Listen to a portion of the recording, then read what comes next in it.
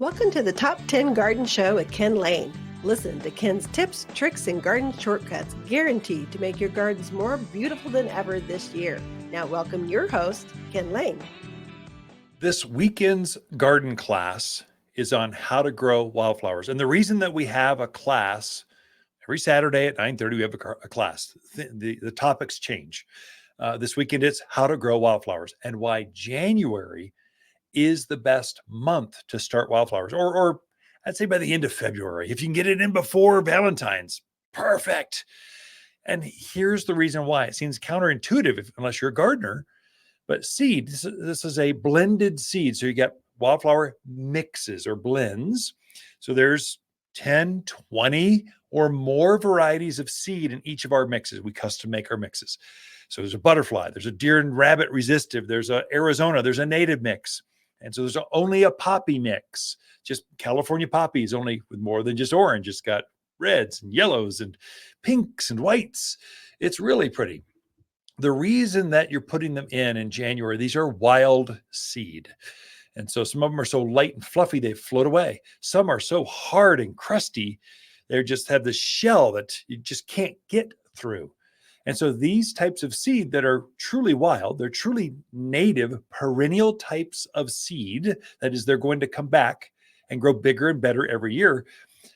Many of these need to go through this freeze-thaw cycle. They need to be frozen at night and then warm up during the day.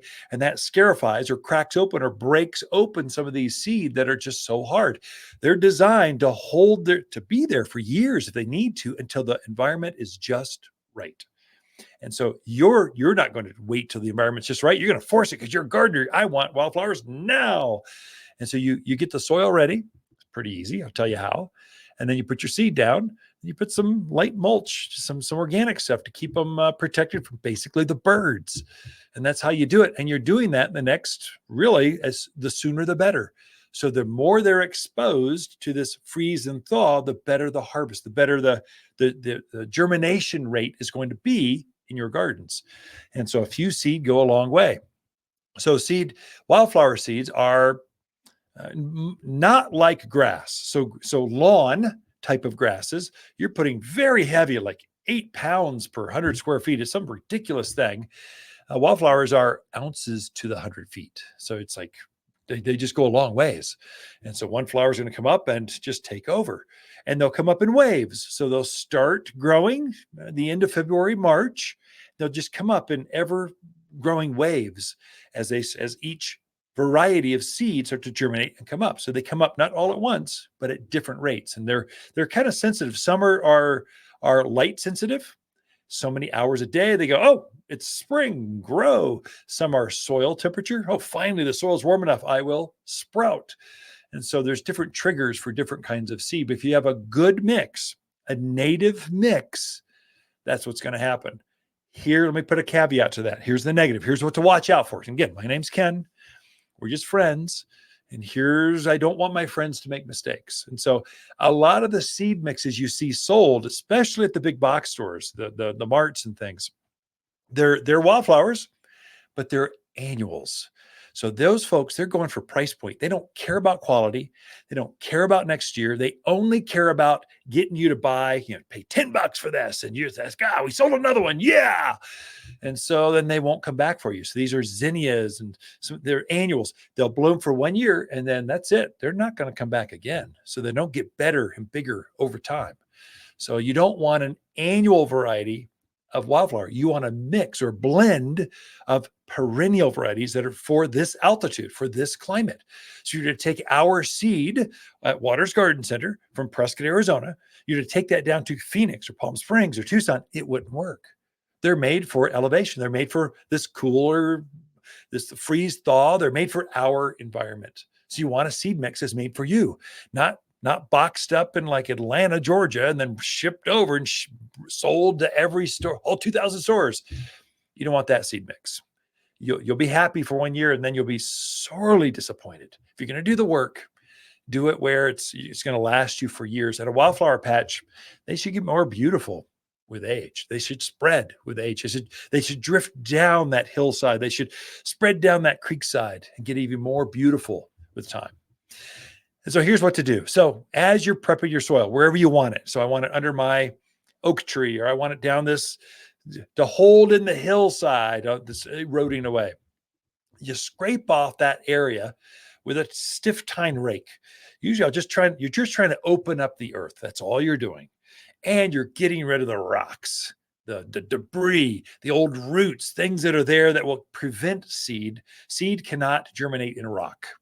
So you're trying to open up the earth. So get these rocks and you scrape it open so that you scarify or open up the earth so it can receive the seed. And you're getting rid of the rocks that heat up and just cause issues. And so that's okay. You just prep the soil. There, you got it.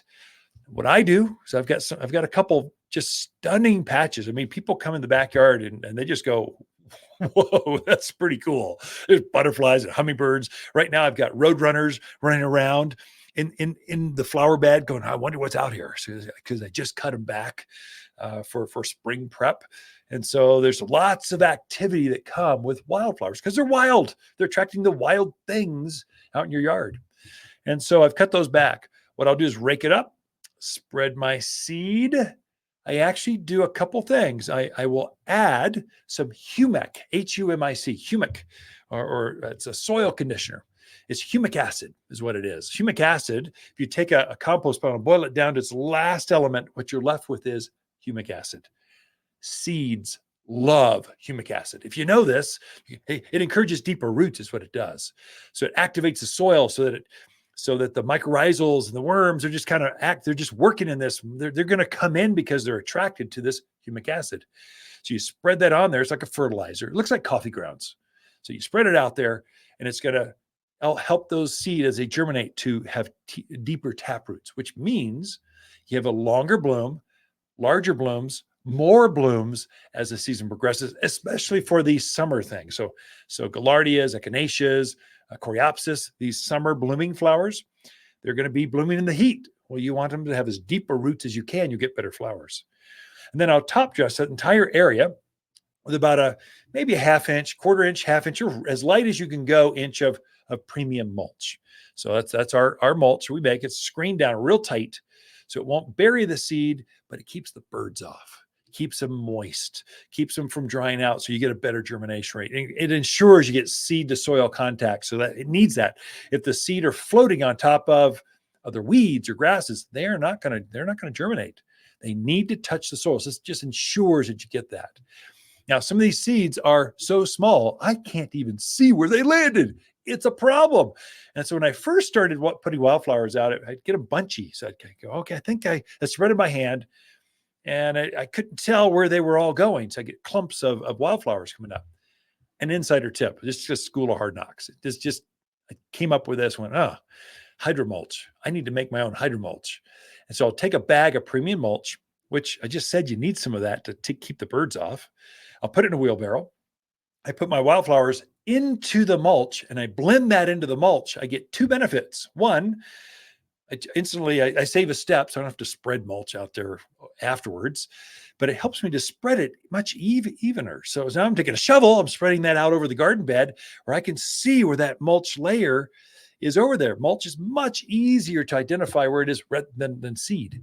You'll blend those seed into that mulch in the wheelbarrow and they instantly disappear. And so this will help you to get a more even patch. I mean, it's a game changer. Why I didn't think of this earlier, I don't know.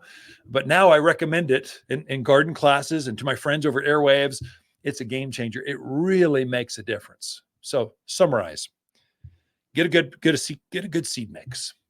Get a native seed mix. If it's in a really pretty package, probably it's all annuals. If it's a cheap price, it's probably all annuals. In fact, they fill those packages up with annuals and top it off with vermiculite. It looks like seed, but it's not. It's just a trick to make it look cheaper. You want a good mix. Natives for your yard. Scrape open the earth with a stiff tine rake. Spread your seed out. Spread some humic over that. And keep it watered, a couple times a month. I don't know. That doesn't take much. Keep it moist, and that's good enough. And you're going to have a spectacular wildflower patch this year, even better next year. Not everyone can grow wildflowers, but we'll make sure you're not one of them. At Watters, we know which wildflowers sprout, thrive, and bloom with success. We're wild about wildflowers with many of our own Arizona blends. Like our Arizona native mix, butterfly and hummingbird mixes, and all are big, bold, and beautiful. At Watters, we know wildflowers, and winter's a season to spread new seed.